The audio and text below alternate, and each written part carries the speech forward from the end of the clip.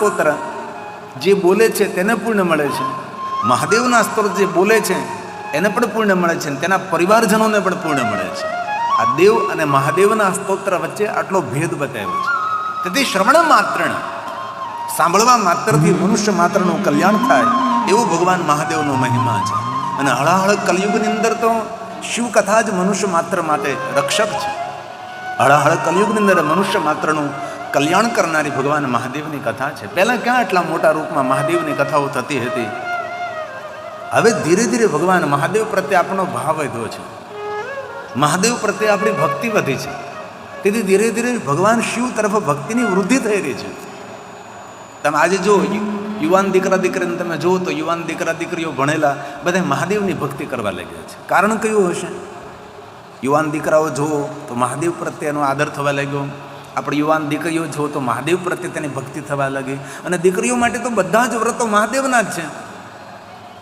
મોળાકત હોય કે પછી જયા પાર્વતી હોય કે પછી ફૂલ કાંજળી હોય કે મધળી હોય, દરેક વ્રતો આપણે દીકરીઓના મહાદેવ પ્રત્યે છે. અને લગભગ બધા વ્રતો શિવજી માટે જ કહ્યા છે. અગણિત વ્રતો છે ભગવાન મહાદેવના. આપણે એક વ્રત છે ને, આપણે જે કથા સાંભળીએ છીએ એ પણ એક વ્રત છે. તેથી કથા સાંભળનારને શિવ મહાપ્રદ ગ્રંથમાં કથા વ્રતી કહ્યો. જે કથા સાંભળે છે ભાઈ અથવા બહેન, તેને શિવ મહાપ્રદ ગ્રંથમાં કથા વ્રતી કહેવાય. બધા જ વ્રતો કરવાનું પુણ્ય કથા સાંભળવાથી મળે. આપણે દુનિયાના બધા વ્રતો નહીં કરી શકીએ, કારણ કે એટલું સામર્થ્ય આપણી પાસે છે નહીં, અને જીવનમાં એટલો સમય પણ નથી કે બધા જ વ્રતો આપણે મહાદેવના કરી શકીએ. તેથી દુનિયાના બધા જ વ્રતો આપણે ન કરી શકીએ, પણ જે કથા વ્રત કરે છે એને બધા જ વ્રતો કરવાનું પુણ્ય પ્રાપ્ત થાય છે. બે વ્રતો શ્રેષ્ઠ કહ્યા છે. વ્રતો અનેક છે, પણ એમાં બે વ્રતોનો મહિમા છે, એક કથાવ્રત ને એક સદાવ્રત. આ બંને વ્રતોની મહિમા છે. અને આપણે આ પિંડારક તીર્થની અંદર કથાવ્રત પણ ચાલે છે અને ભોજન પ્રસાદનું સદાવ્રત પણ ચાલે છે. કોઈ પણ જાતિ જ્ઞાતિ નાતિ વિના સૌ માટે ભોજન પ્રસાદ માટે છૂટ છે. તેથી જીવનમાં બે વ્રતો, એક કથાવ્રત ને એક સદાવ્રત, એનો અદ્ભુત મહિમા છે, અનંત તેનું પુણ્ય છે. તેથી પુષ્પદંત રચિતા સ્તોત્ર છે. ભગવાન મહાદેવે જ્યારે વિશ્વાન કર્યું છે તેનું વર્ણન એક નાનકડા સ્તોત્રમાં કરી નાખ્યું છે. એ પુષ્પદંત મહારાજ. અને બુદ્ધિજીવી માણસ કોને કહેવાય? મોટી વાત થોડા શબ્દોમાં સમજાવી દે એને બુદ્ધિજીવી માણસ કહેવાય. ડાયો માણસ કોને કહેવાય? થોડા શબ્દોમાં બધું સમજી જાય. આવા માણસોને ડાયા માણસો કહેવાય છે. તેથી પુષ્પદંત બોલ્યા છે, અકાંડ બ્રહ્માંડ ક્ષય ચકિત દેવાસુર કૃપા વિધેય સાધ્ય સ્ત્રીનયન વિષમ સંહતવત સકલ્માશ ગંધે તવન કુરુતે ન શ્રિયમો વિકારો વિષાદ્યો ભુવન વયભંગ વ્યસનિન ભુવન વયભંગ વ્યસનિન. તો ભગવાન મહાદેવનું મોટામાં મોટું વ્યસન કયું? ભક્તોને ભયમુક્ત રાખવા, દેવ અભય વરદાન. આ ભૂલ ઉપર કોઈ ભય ઉભો થાય, એ ભયને જળમૂળમાંથી હરી લેવો એ ભગવાન મહાદેવજીનું શ્રેષ્ઠ કાર્ય છે. આપણે તો એવું સમજ્યા કે ભગવાન મહાદેવ વ્યસની છે. લોકો મહાદેવના નામથી ગાંજો ધતુરો ભાંગ પીવા લાગ્યા. એવું નથી. ભગવાન શિવજીનું શ્રેષ્ઠ વ્યસન છે ભક્તોને ભયમુક્ત રાખવા. કાલનું હરણ કરનારા છે, વિશ્વને ધારણ કરનારા છે, જટા જૂટધારી ભગવાન શિવ છે.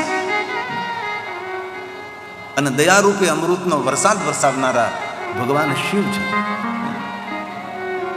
શિવજી સર્વ દેવતાઓ કરતા એક અલગ ભગવાન શિવજીનું એક ચરિત્ર છે. ભગવાન મહાદેવની કથા લૌકિક નથી, અલૌકિક છે. વિધિ વિધાનથી ભરેલો ગ્રંથ છે. એટલો બધો સરળ ગ્રંથ નથી. જેનામાં ઉદારતા ભરપૂર છે. સર્વગુણ સંપન્ન ભગવાન શિવ છે. એવા ભગવાન મહાદેવ છે. કાલનું હરણ કરનારા છે.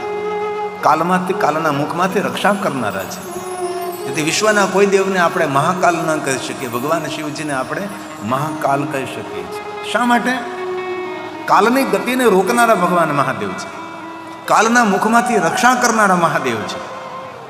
એક મહાદેવજીની વંદના છે, બહુ ઓછી લોકપ્રિય બની છે. આ કોઈ વંદના પ્રકરણ છે, એમાંની એક વંદના છે. એમાં ભગવાન મહાદેવ માટે કહ્યું છે, કાલહરમ વિષધરમ, વિષને ધારણ કરનારા, સૌ દેવતાઓને, ભક્તોને, સજ્જનોની રક્ષા કરનારા ભગવાન મહાદેવ છે. સજ્જનોની રક્ષા કોણ કરે? શિવ કરે. સાધુની રક્ષા કોણ કરે? સાધુ સંત કે તુમ રખવાલે, અસુર નિકંદન રામ દુલારે. મહાદેવ આપણા રક્ષક છે. શિવજીની વંદના કરવાથી મનુષ્ય પોતાની સંસારની વેદનાઓમાંથી મુક્ત બને છે. તેથી જ્યારે જ્યારે અવસર મળે ત્યારે શંકર ભગવાનની વંદના કરવી. વંદન કરવાથી વેદનાઓ ઓછી થાય, વેદનાઓ જડોમાંથી નાશ થાય છે. એવી આ ભગવાન મહાદેવની એક વંદના છે. આવો આપણે ભેગા મળીને સાથે ભગવાન મહાદેવને પ્રણામ કરીએ, ભગવાન મહાદેવને વંદન કરીએ. વંદે કાલહરમ હરમ વિષધરમ, વંદે મૃડાન દુર્જિતમ. ભગવાન મહાદેવના ઉપર જટા છે, જટામાં ગંગાજી છે. જટામાં ગંગાજી સ્થિર નથી, તળાવની જેમ નથી ભર્યા, ઘૂમતી ગંગા છે. એ જટામાંથી બહાર નીકળવા માટે નિરંતર પ્રયાસ કરનારી ગંગા છે. ગંગાનો પ્રવાહ વહેતો પ્રવાહ છે. શિવજીની જટામાં સ્થિર ગંગા નથી. જરૂર ગંગાના હૃદયમાં મહાદેવની ભક્તિ સ્થિર છે. ઘૂમતી હુઈ ગંગા છે ભગવાન શિવજીની જટામાં. એવા ભગવાન મહાદેવ સર્વ સ્થાન પર વ્યાપેલા, દયારૂપી અમૃતનો વરસાદ વરસાવનારા અને દેવતાઓની રક્ષા કરનારા ભગવાન શંકર એ મહાદેવ અમે સૌ ભેગા મળી અને તમને પગે લાગીએ છીએ. આ વંદના છે. વંદે કાલહરમ હરમ વિષધરમ, વંદે મૃડાન દુર્જિતમ, વંદે સર્વગતમ દયામૃતનિધમ. દયારૂપી અમૃતના નિધિ છે. અને વંદે નૃસિંહાપહમ, નૃસિંહના ગર્વને દૂર કરનારા છે. દયામૃત નિધિ. નિધિ એટલે થોડું નહીં, બહુ જ મોટા પ્રમાણમાં દયાવાન છે. નિરંતર આપના ભક્તો પર અમૃતનો વરસાદ વરસાવનારા છે. નૃસિંહના ગર્વને દૂર કરનારા છે. ભગવાન વિષ્ણુએ અવતાર લીધું ને, નૃસિંહ ભગવાન. ક્યારે તમે બેંગ્લોર જાઓ ને તો બેંગ્લોરથી થોડે દૂર નૃસિંહ ભગવાનના 2 મંદિરો પ્રાચીન છે, બહુ પ્રાચીન છે. એક પહાડ ઉપર ભગવાન નૃસિંહ બિરાજે છે. એ નૃસિંહ ભગવાનનું નામ છે યુગા નૃસિંહ. અને એક પહાડની નીચે નૃસિંહ ભગવાનનું મંદિર છે, તે છે ભોગા નૃસિંહ. ત્યારે મને એમ થયું કે નૃસિંહ ભગવાન તો એક છે, પણ આ 2 નામથી કેમ ઓળખાય છે? તેથી સ્થાનિક બ્રાહ્મણોને પૂછ્યું મેં કે આ યોગા નૃસિંહના ભોગા નૃસિંહમાં ફરક કયો? બહુ સુંદર વાત, સમજવા જેવી હતી. એમને એવું કહ્યું કે આ પહાડ ઉપર જે છે ત્યાં નૃસિંહ ભગવાન યોગ કરે છે, એટલે યોગા નૃસિંહ છે, એટલે પહાડ ઉપર છે. આ નીચે જે નૃસિંહ ભગવાન બિરાજે છે એ ભોગા નૃસિંહ છે. એટલે ભોગા કેમ? તો કે લક્ષ્મીને સાથે લઈને બેઠા છે, એટલે ભોગા નૃસિંહ છે. એ ભોગ ભોગવે છે. ત્યારે મેં એના ઉપરથી તારણ કાઢ્યું કે એ વિપ્રના સ્થાનિક બ્રાહ્મણ દેવતાને મેં કહ્યું, મેં તો બહુ સુંદર વાતનો તથ્ય બહુ સુંદર નીકળે છે. મને કે શું? મેં કહ્યું જે ભોગમાં પડ્યો રહે એનું સ્થાન નીચું હોય છે, જે યોગ કરે તેનું સ્થાન ઊંચું હોય છે. તો કે યોગા નૃસિંહ પહાડ ઉપર હતા અને ભોગા નૃસિંહ નીચે હતા. એટલે ક્યારેક તમને બેંગ્લોર જવાની અવસર મળે તો ત્યાં બહુ પ્રાચીન, ભારતમાં એટલા બધા તીર્થો છે ને, જીવન આપણું નાનું પડે એટલા તીર્થો ભારતમાં છે. પણ ઘણા તીર્થોને આપણને ખબર જ નથી. આપણી પાસે એ તીર્થોનો કોઈ સંદેશ જ નથી, એટલે આપણને ખબર નથી, એટલે આપણે કેવી રીતે ત્યાં પહોંચીએ? આવા અનેક તીર્થો ભગવાન મહાદેવજીના છે. જે અતિ પ્રાચીન તીર્થો છે. ક્યારે તમે દક્ષિણ ભારતની યાત્રા કરો ને તો દક્ષિણ ભારતમાં ભગવાનના અષ્ટલિંગો પણ છે, એક પંચશિવલિંગ પણ છે. જેમ 5 ભૂતથી આપણું શરીર બનેલું છે એવી રીતે 5 ભૂતલિંગ પણ છે. આકાશલિંગ છે, અગ્નિલિંગ છે, વાયુલિંગ છે, પૃથ્વીલિંગ છે અને જલલિંગ છે. હમણાં દિલ્હીમાં કથા હતી. એક કથાના આયોજક તપસ્વી વાટિકા બહેન હતા. એમને સ્ટેજની પાછળ પંચલિંગોની સુંદર સ્થાપના કરી છે. એવું દ્રશ્ય આપણે કેમ એલઈડીમાં બધું આપણે જોતા રહીએ છીએ, કાલ્પનિક ચિત્ર કે આવી રીતે દુર્વાસા મુનિ રહેતા હશે, આવી રીતે દુર્વાસા મુનિ યજ્ઞ કરતા હશે, આવી રીતે બધી સુંદર સુંદર પર્ણકુટીર હશે, આવી બધી કલ્પનાઓ.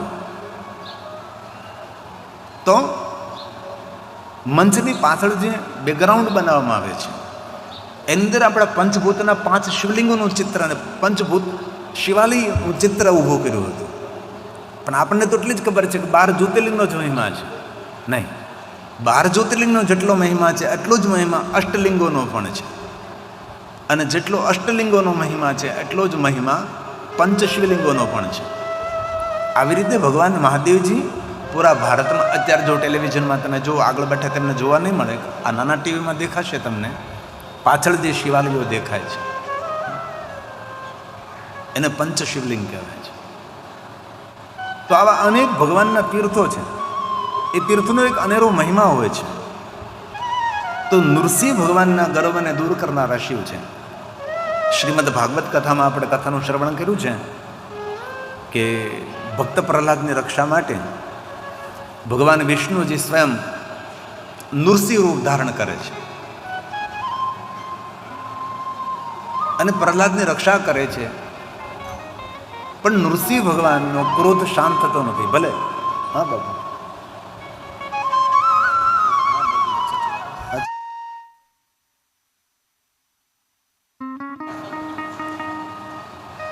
રમેશભાઈ મેરજા રક્ષણ કરી જાય છે.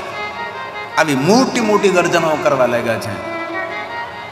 નૃસિંહ ભગવાનની ગર્જના જોઈને, સાંભળીને દેવતાઓ પૂરા ભયભીત થયા.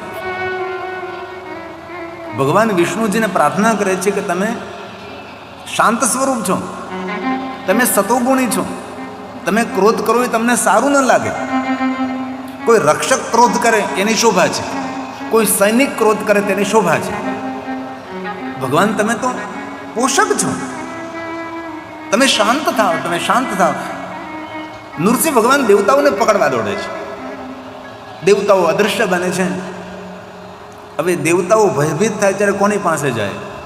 એક જ ઠેકાણું છે, બીજું કોઈ ઠેકાણું છે જ નહીં. મહાદેવની પાસે પહોંચી ગયા ભગવાન. ભક્ત પ્રહલાદની રક્ષા માટે ભગવાન શ્રી હરિ, ભગવાન વિષ્ણુજીએ નૃસિંહ રૂપ ધારણ કર્યું છે. પણ એ શાંત નથી થતા અને એવું બોલે છે કે જગતનો સંહાર કરીશ.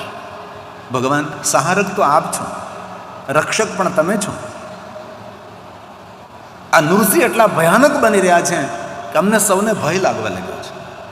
ભગવાન મહાદેવ, આ વિષ્ણુ સ્વરૂપ નૃસિંહને શાંત કરો તમે.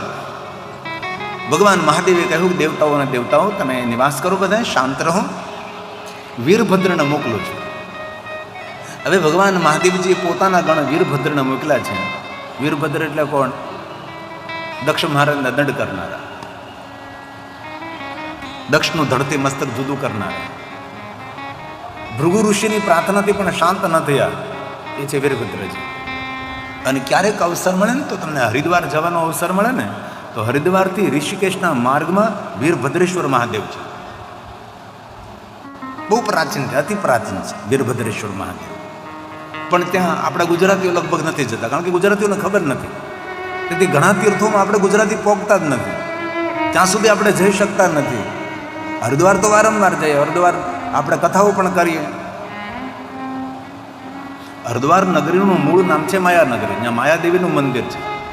એક સમય તો એવો હતો કે કોઈ સંસારી એ માયાનગરીમાં રહેતા નહીં. બધા જ લોકો વિદ્વાન બ્રાહ્મણો, સંન્યાસીઓ રહેતા. બધા સંસારીઓ બધા જ કનખલની અંદર, આજુબાજુના ગામડાઓની અંદર જતા રહેતા હતા. રાત્રિ કોઈ ન રહેતા. હવે તો બધું ભેળાઈ ગયું.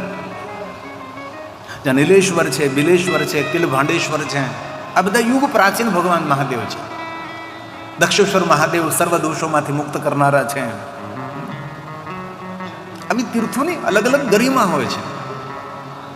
પરંતુ હરિદ્વાર જઈ આપણે ગંગા સ્નાન કરીને આવતા રહીએ. આપણે ગંગા સ્નાનમાં બધું જ આવી ગયું, એમાં કોઈ બાકી નથી રહેતું. પણ આવા અનેક તીર્થો, તીર્થની અંદર તીર્થો હોય છે.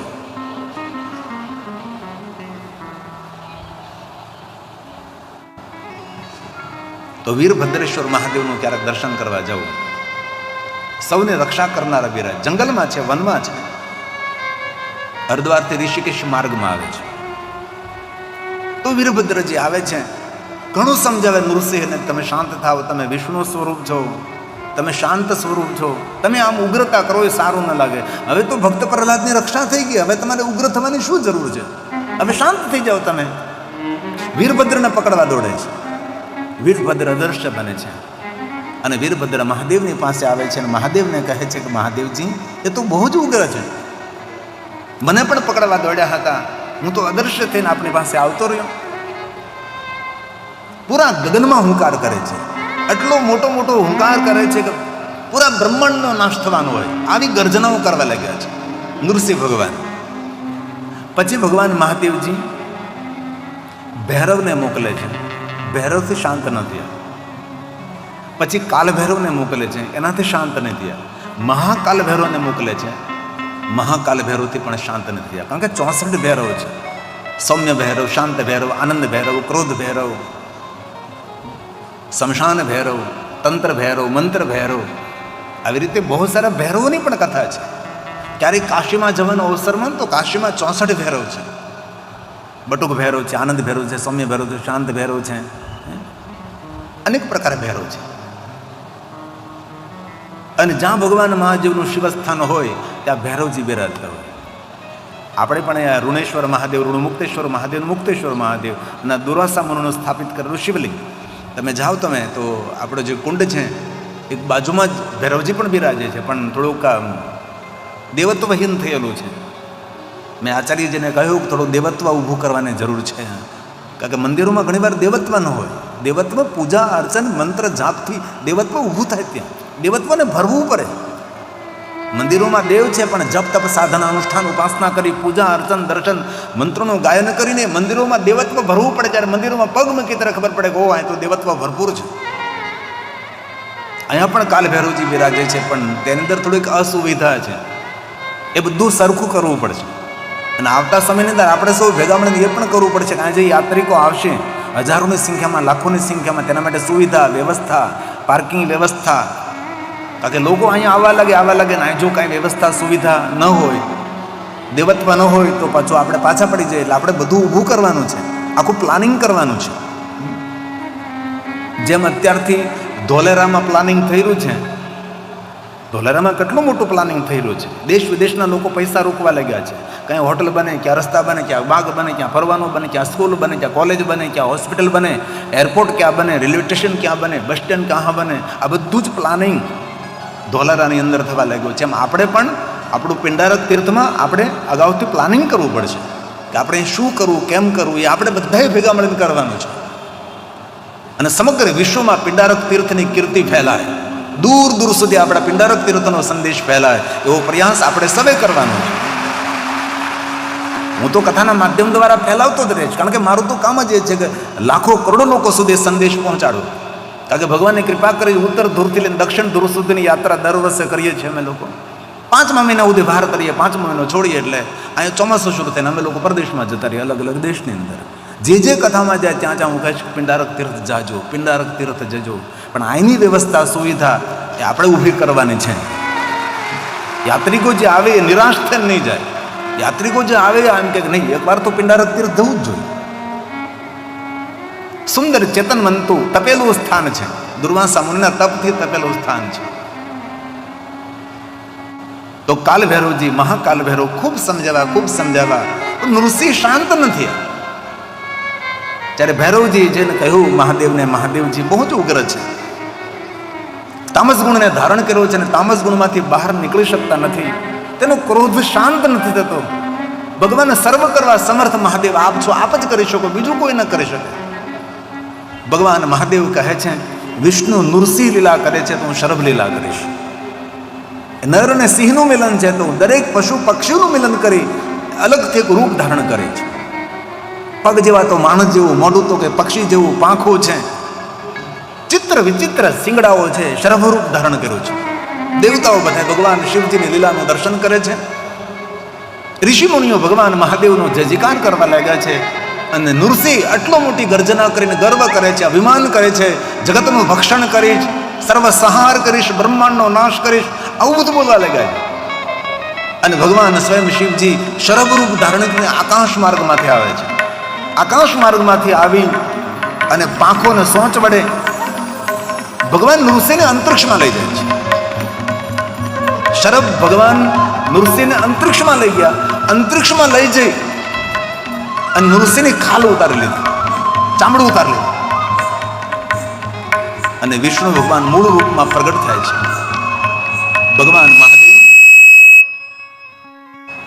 મારા નૃસિંહ રૂપને તમે જ હરી લીધું. ભગવાન મૂળ રૂપમાં વિષ્ણુ ભગવાન પ્રગટ થઈને મહાદેવની સુંદર સ્તુતિ કરે છે. ભગવાન સ્વયં શિવ કહે છે, વિષ્ણુ તમે નૃસિંહ રૂપ ધારણ કર્યું તો બધા પશુ પક્ષી પ્રાણીઓનો સમન્વય કરી મેં શરભ રૂપ ધારણ કર્યું છે. ત્યારે વિષ્ણુ ભગવાન મહાદેવને કહે છે કે મહાદેવજી, આજે મને ખબર પડી તામસ ગુણમાં કેવી રીતે શાંત થવું એ કેટલું કઠિન છે. ભગવાન તમે તો તામસ ગુણના અધિષ્ઠાતા છો, તમે કઈ રીતે શાંત રહી શકો છો? મેં તો મારા ભક્ત પ્રહલાદની રક્ષા માટે મેં તામસ ગુણને ધારણ કર્યો હતો. ભક્ત પ્રહલાદની રક્ષા થઈ ગઈ, પણ તામસ ગુણથી હું બહાર નીકળી શકતો નહીં હતો. અને તમે તો તામસ ગુણના અધિષ્ઠાતા હોવા છતાં પણ તમે કેટલા શાંત રહો છો. ભગવાન મહાદેવ આજે ખબર પડી કે આપ કઈ રીતે મહાન છો. તામસ ગુણના અધિષ્ઠાતા હોવા છતાં પણ તમે એટલા શાંત રહી શકો, અને હું શાંત સ્વરૂપ છું.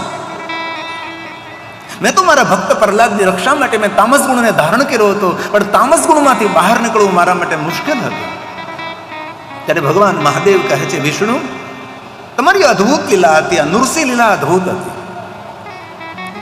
આપની લીલાનું દર્શન કરીને મને ખૂબ આનંદ થયો છે. સાંભળો વિષ્ણુજી, તમારા શરીર ઉપરથી જે મેં સિંહની ખાલ ઉતારી લીધી છે, એ ખાલ, એ ચામડું નૃસિંહ અવતારને યાદ સ્વરૂપે આજથી મારા શરીર ઉપર હું ધારણ કરીશ. એ ભગવાન નૃસિંહ ચામડું ઉતાર્યું. મહાદેવે કહે સિંહ માર્યો નથી. શિવજી સિંહનું ચામડું પહેરે છે તેનું કારણ છે નૃસિંહ અવતાર. આપણને એવું લાગે કે ભગવાન મહાદેવ જે સિંહને માર્યો છે ને સિંહનું મરેલું ચામડું ભગવાનને પૂછે, નહીં નહીં નહીં, એ નૃસિંહ અવતારની યાદ છે. ભગવાન શિવજી હાથીનું ચામડું ધારણ કરે. શા માટે? ગજાસુરે 10,000 વર્ષ સુધી યુદ્ધ ભગવાન શિવની સામે કર્યું હતું. અને ભગવાન શંકરજી તેને વરદાન આપ્યું હતું, અત્યાર સુધીમાં પહેલો જ અસુર તું છે કે 10,000 વર્ષ સુધી મારી સામે તું યુદ્ધ કરી શક્યો છે. ભ્રુકુટીના ઈશારા માત્રથી સૌને બાળીને ભસ્મ કરનારો હું શિવ, અંતે 10,000 વર્ષ સુધી મારી સામે યુદ્ધ કર્યું છે. અને પછી ગજાસુર શરણાગતિને પ્રાપ્ત થાય છે, ગજાસુરનો અંત થાય છે, અને ગજેશ્વર મહાદેવ લિંગ તરીકે ભગવાન ત્યાં પ્રગટ થાય છે. અને ભગવાન મહાદેવ કહે છે, હે ગજાસુર, તારા યુદ્ધની યાદ સ્વરૂપે આજથી, ગજ એટલે હાથી, હાથી જેવો અસુર, આજથી તારા યુદ્ધના યાદ સ્વરૂપે તારું ચામડું મારા અંગ ઉપર હું ધારણ કરીશ. તે ભગવાન મહાદેવ હાથીનું ચામડું પહેરે છે. એ ગજાસુરની યાદી છે. આમ કોઈને કોઈ ભગવાન મહાદેવની પાછળ કથાઓ જોડાયેલી છે. તેથી આ વંદનામાં કહ્યું, નૃસિંહના ગર્વને દૂર કરનારા ભગવાન શરભરૂપ છે. મહાદેવના અવતારોની જે કથા છે ને, એમાં શંકર ભગવાનનો અવતાર છે શરભ. જેમ દુર્વાસા અવતાર છે. આ દુર્વાસા મુનિ કોણ છે? સાક્ષાત શિવ છે, સાક્ષાત મહાદેવ છે. એ શિવજીનો અવતાર છે. ક્યારેક તમને અવસર મળે તો શિવ મહાપુરાણ અંતર્ગત શતરુદ્ર સંહિતામાં તમે જોજો ભગવાન શિવજીના કેટલા કેટલા અવતારો થયા છે. કોઈને કોઈ કારણ રૂપે ભગવાન શિવજી ધરતી પર અવતરિત થાય છે. તેથી આ વંદનામાં કહ્યું છે, નૃસિંહના ગર્વને દૂર કરનારા મહાદેવ હું પગે લાગુ છું. કાલનું હરણ કરનારા છે, વિષને ધારણ કરનારા છે, એવા શિવ મારા પ્રણામનો સ્વીકાર કરો. વંદે કાલહરં હરં વિષધરં વંદે મૃડાં દૂષિતં વંદે સર્વગતમ દયામૃતનિધમ વંદે નૃસિંહાભયમ વંદે વિપ્રસુરાજિતાંદ્રિ કેટલી સુંદર વાત કરી છે. દેવતા, બ્રાહ્મણો, ઋષિ, સાધુ, સંત બધા જ મહાદેવ તમારા ચરણની સેવા કરે છે. દેવાહ કિંકરાહ, વિશ્વના જેટલા દેવતાઓ છે ભગવાન શિવજીના કિંકર છે, ભગવાન શિવજીના સેવક છે. ભગવાન શંકરજી દેવ નથી, શંકર ભગવાન દેવોનો દેવ છે. તે કહ્યું વિપ્ર, સુરા, અસુર, સુરાસુર, ખાલી સુર ને સુરાસુર, સુર ને અસુર, દેવ, ઋષિ, સૌ બ્રાહ્મણો તમારા ચરણ કમલની સેવા કરે છે. એવા ભગવાન મહાદેવ હું પગે લાગુ છું તમને. આ વંદના છે મહાદેવની. વંદે વિપ્રસુરાજિતાંદ્રિ કમલમ વંદે મદાક્ષાપહમ. એનો અર્થ શું થાય? ઇન્દ્રના દુઃખને દૂર કરનારા મહાદેવ. દેવતાઓની રક્ષા ઇન્દ્ર કરે છે, ઇન્દ્રની રક્ષા મહાદેવ તમે કરો છો. ઇન્દ્રના પણ દુઃખને હરનારા મહાદેવ હું પગે લાગુ છું તમને. ઇન્દ્ર મહાદેવના પરમ ભક્ત છે અને ઇન્દ્રે પોતાના કરકમલો દ્વારા મહાદેવજીના લિંગ સ્વરૂપને સ્થાપના કરી છે. એને ઇન્દ્રેશ્વર મહાદેવ કહેવાય. ક્યારે આપણે પોરબંદર જાઓ ને તો પોરબંદર દરિયાના કિનારે ઇન્દ્રેશ્વર મહાદેવ છે. જ્યારે ભરતી હોય ને દરિયામાં ત્યારે ઇન્દ્રેશ્વર મહાદેવના મંદિરમાં પાણી દરિયામાં આવી જાય, દરિયો અભિષેક કરે, સમંદર અભિષેક કરે છે ઇન્દ્રેશ્વર મહાદેવ. હવે ઘણા ઘણા તો પ્રાચીન ભગવાન મહાદેવના સ્થાનો દરિયામાં ગરકાવ થઈ ગયા. એક હિમાલય પહાડ પર લલિતેશ્વર મહાદેવનું અતિ પ્રાચીન અતિ પ્રભાવશાળી એક શિવલિંગ હતું, પણ પહાડોના ભૂસ્ખલનને કારણે એ બધું નષ્ટ થયું. કાળક્રમે બધું ઘણીવાર લોપાયમાન થતું હોય છે. જેવી રીતે આપણે દ્વારકાધીશની નગરી 30 કિલોમીટર સમંદરમાં, આપણું મૂળ સ્થાન મહર્ષિ દુર્વાસાનું તપસ્થાન એ પાણીમાં ગરકાવ થયું. આમાંથી ઘણા ભાઈઓ ત્યાં જ્યારે ઓટો હોય ત્યારે ગયા છે, તેનું દર્શન કર્યું છે, જોયું છે. એટલે કાળક્રમે બધું જ બદલતું રહે છે. તો ભગવાન મહાદેવની વંદના છે.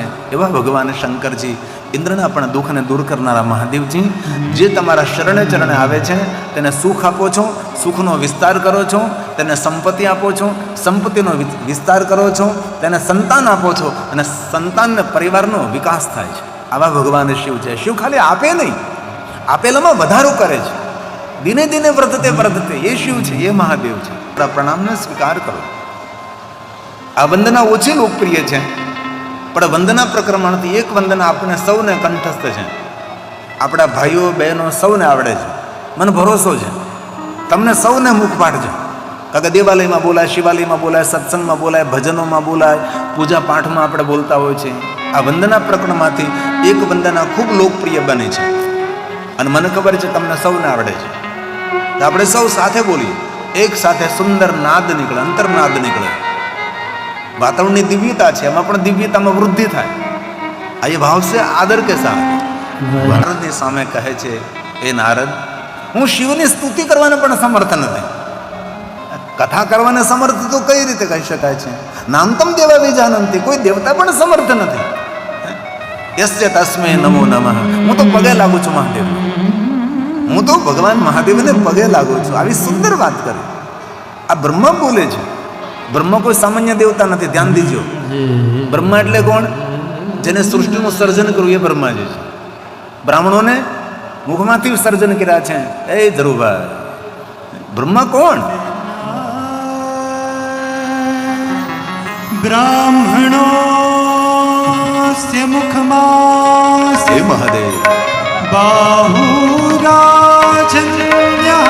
કૃતઃ ઉરુ તદસ્ય યદ્વૈશ્યઃ પદ્ભ્યાંગો ક્ષુદ્રો અજાયત બ્રાહ્મણોસ્ય મુખમાં. એ બ્રહ્માજી છે જેના દ્વારા સૃષ્ટિનું સર્જન થયું છે. સર્જન કરતા બ્રહ્માજી છે. બ્રહ્મા કોઈ સામાન્ય દેવતા નથી, ચતુર્મુખી બ્રહ્માજી. નારદની સમક્ષ હાથ જોડીને કહે છે, નારદ, જેમની સ્તુતિ કરવાને કોઈ સમર્થ નથી, એમની કથા કરવાને સમર્થ તો કોણ હોઈ શકે છે? આ શબ્દ પ્રસાદ બ્રહ્માજીના છે, સ્વયં બ્રહ્મા બોલે છે. નાંતં દેવાનિ જાનન્તિ.